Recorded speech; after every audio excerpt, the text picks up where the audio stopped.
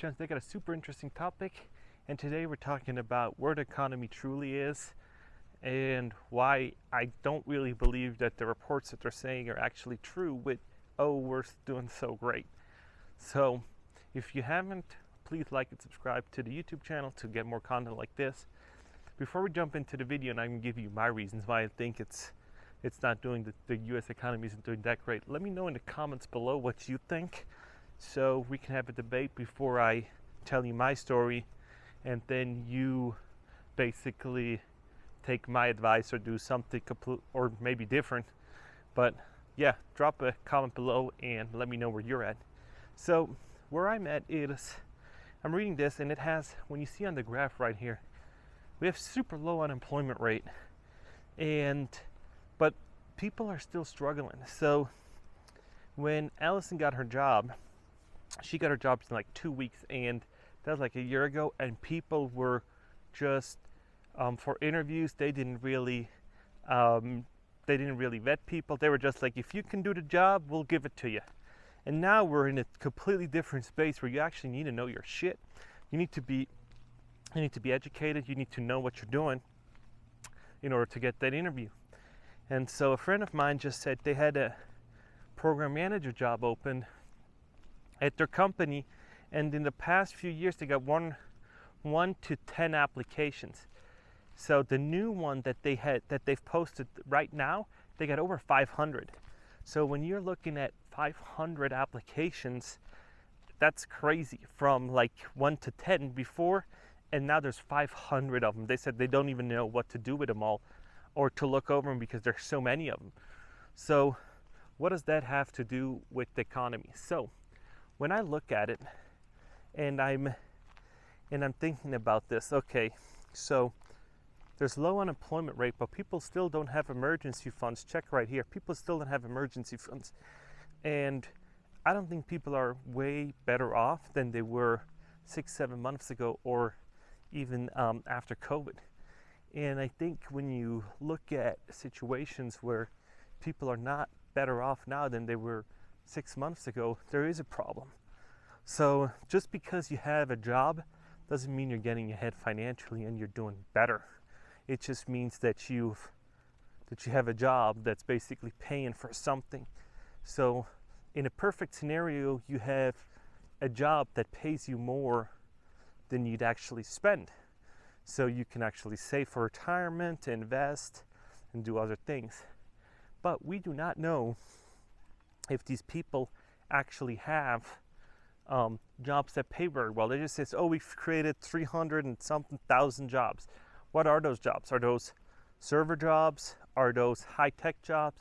Are those, how did they come up with that?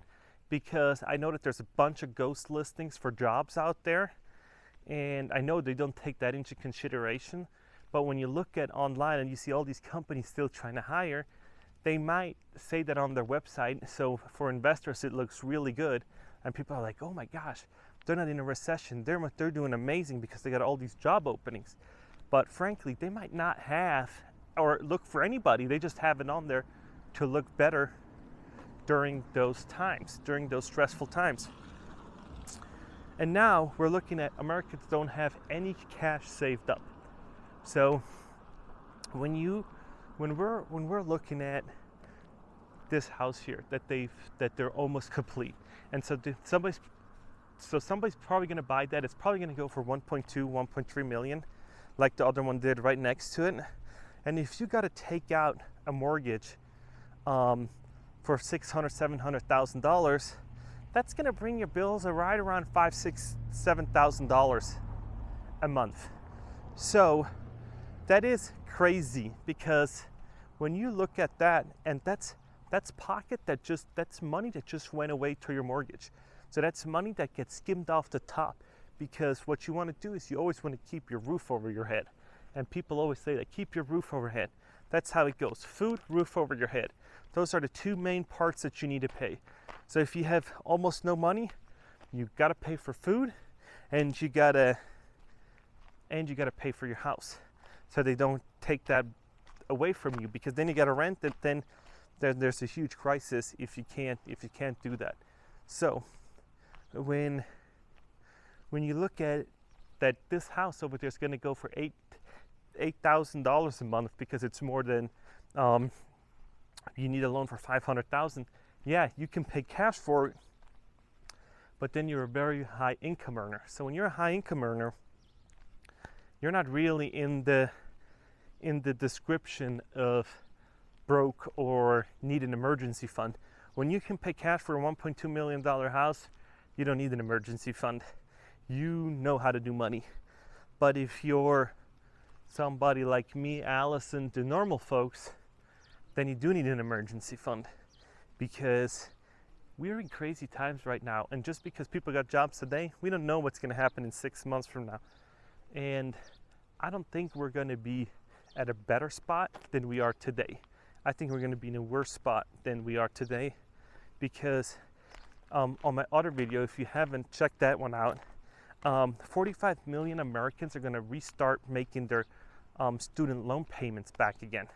And those, according to some friends of ours, they might pay anywhere from $1,000 to $4,000, depending on if you're a doctor, lawyer, dentist. So you're going to pay $4,000 a month that you've normally had to put into stocks, bonds, eating out, supporting your family. You bought a new truck, whatever it is, and now you're in trouble because now you got to pay $4,000.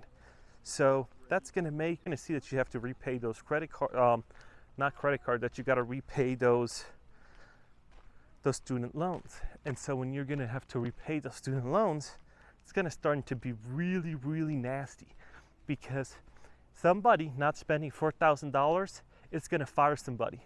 So what do I mean by that? So if you're going to go to your local community and you're going to take $4,000 out of the system, pull it out, that means that servers aren't going to do that great. Pizza parlors, hair parlors, and other places aren't going to do that great because $4,000 just left their ecosystem. Yeah, if you buy stuff on Amazon, you're not going to feel that too much.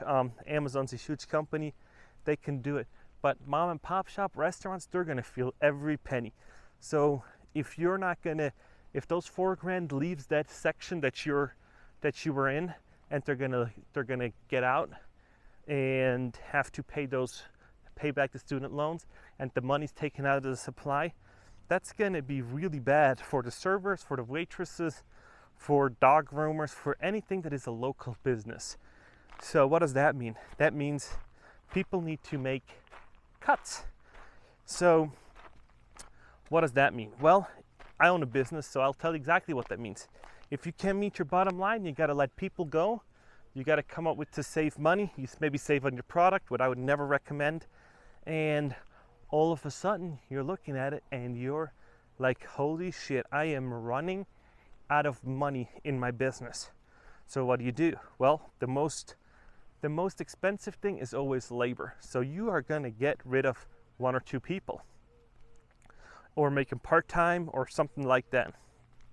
Then what's going to happen is, after people got laid off, they take unemployment, they're not going to spend money.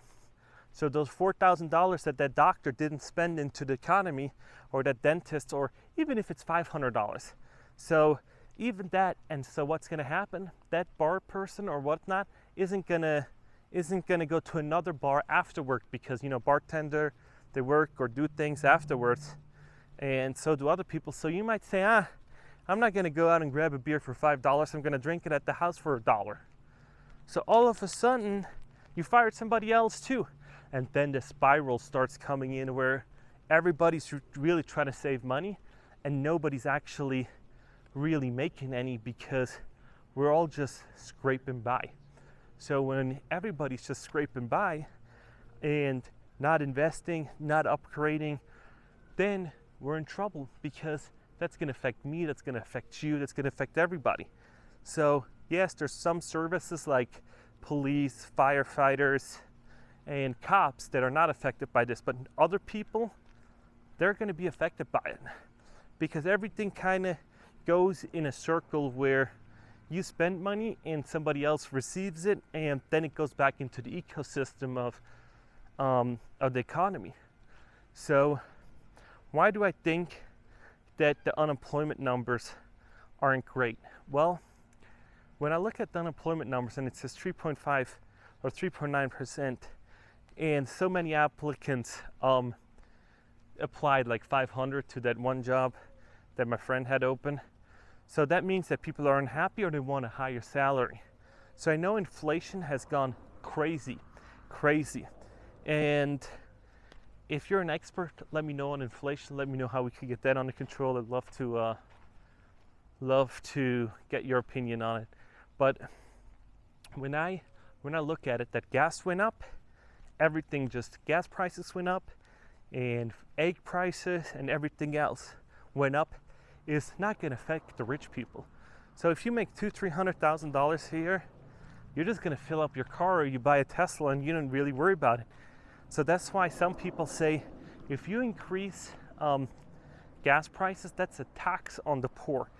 So what do I mean by that? Well, poor people mostly live in cars. Not mostly, that's the wrong word. So poor people do not only live in cars, but they need to commute to work. So when you commute to work and you only make a minimum or less than minimum wage, then you're going to really feel $1 more at the pump, because that's going to be way harder for you to pay. And God bless your soul for if you are poor. I have no offense towards you. I'm just saying how it is. And I was poor. Allison was poor. I think we all went through that life phase where I lived in a trailer park, and so did Allison, and we lived in a double wide, and we've kind of made it up to this gorgeous area in Centennial in Las Vegas. So what I think is crazy is that people that don't really have a lot, is maybe a better way of saying it, they're going to experience that a lot more than people that are really, really wealthy. So when you're really, really wealthy, you don't give a shit if something costs $10 or $50, because what does that matter to you? And I've seen this real estate guy from New York. What's his? Yeah, he sells like these crazy mansions, and he deals with billionaires and people with a lot of money. And sometimes they argue about $60,000 or $100,000. I saw one of his videos, and he said he thinks that's so funny that people argue over like $100,000 or $200,000 when they're buying $100+ million real estate, and they argue about $100,000, and they're always referring back to, well, it's principles. And he said, it's the principle. And he goes, oh, and when you hear him talk, he's like, it doesn't mean nothing to you. $100,000, that's like me spending $10. So it's like, okay, yeah, was it worth it? Yeah, am I gonna miss $10? Probably not. So rich people won't feel the downturn as bad. It is, I am not going out and making huge experiences. So when I'm looking at all these influencers that are in Europe, I have a trip coming up in 2 months from now where we're going to travel the globe. So like and subscribe, so I'll make some videos from over there, going back to my home country actually, and going to talk about how it is growing up and some differences.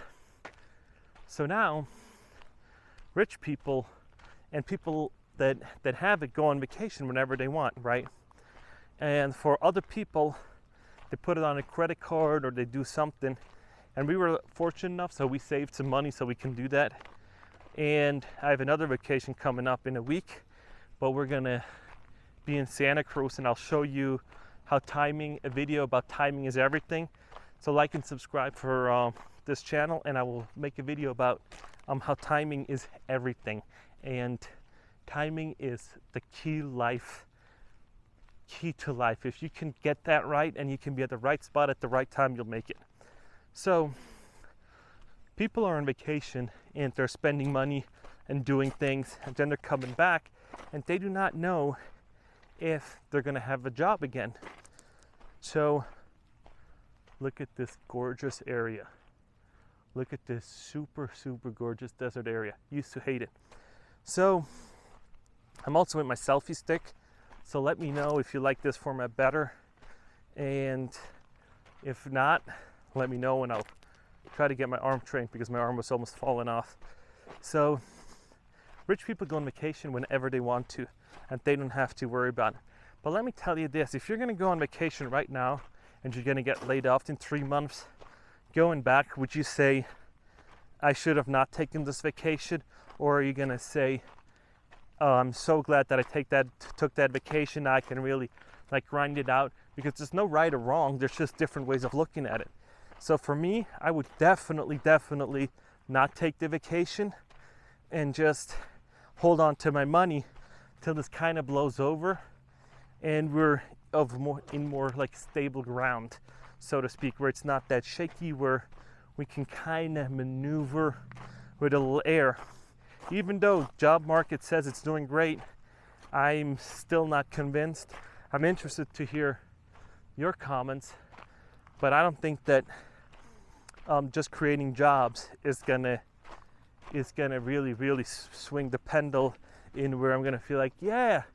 Because if you look at Meta, Amazon, and they laid off high-paying jobs too. So, and I don't know if they're gonna be replaced with, let's say Meta lays off somebody that makes 200 grand, and then another company scoops that guy up for 120,000. So that is an 80K difference. But hey, there was a job created, but that's not considered equal to me. That is not considered to me like a one-on-one exchange. It'd be way better if we measured salaries. Oh, we've cut $5 million worth of salaries this year, and we've created 800,000 worth of salaries, or something like that, where we can actually measure how much money got pulled out and got reintroduced. Because if we can figure that out, then it's going to be really nice. So if we have data like that, that would then show us, okay, we've let servers and bartenders go, and we gave them tech jobs making 6 figures.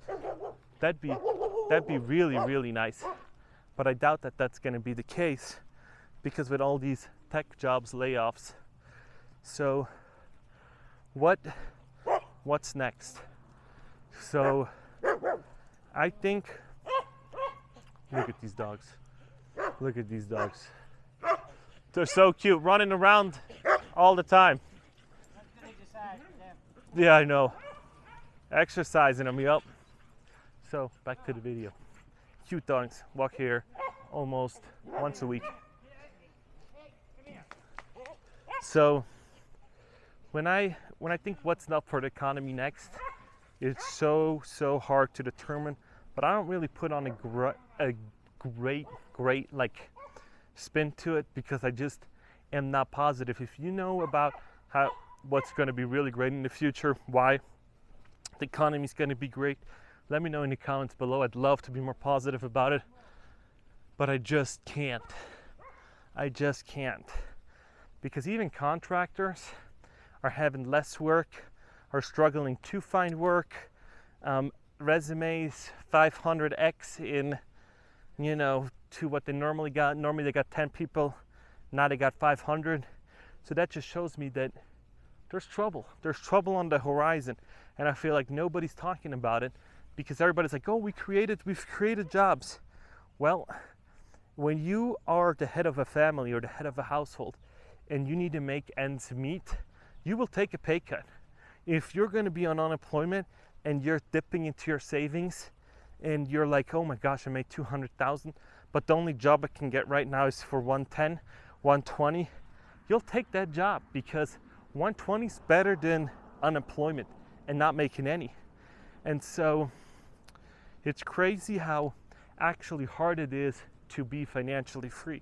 And that brings me on to the next topic. When we talk about financially free, Danny Dino or something just got indicted for fraud, for distorting investors of all of their money with crypto scams, and he was a guy on TikTok that takes financial advice. So when you are online, try to sell stuff, people now think that making money online on social, got indicted, who pled guilty to fraud, who took out $1 million in PPP grants, and and now needs to pay him back, and he's going to face jail time. It is crazy. It's crazy how people defraud the system and then try to understand where they're coming from. So they're like, oh my gosh, I'm an influencer, so I may create $20,000-$30,000 a month, and then 2 years down the road you hear, oh, he got indicted for fraud and he took out PPP loans. So it's never what it really seems. And that also relates to the economy, never how it really seems. So if you're an optimist and you're like, oh my gosh, the economy's doing great, you might be right, but you might not. And I'm worried if I am right, what's gonna happen. And so I'd love to be wrong. You guys let me know. But yeah, it's just crazy. Oh man, my arm feels way less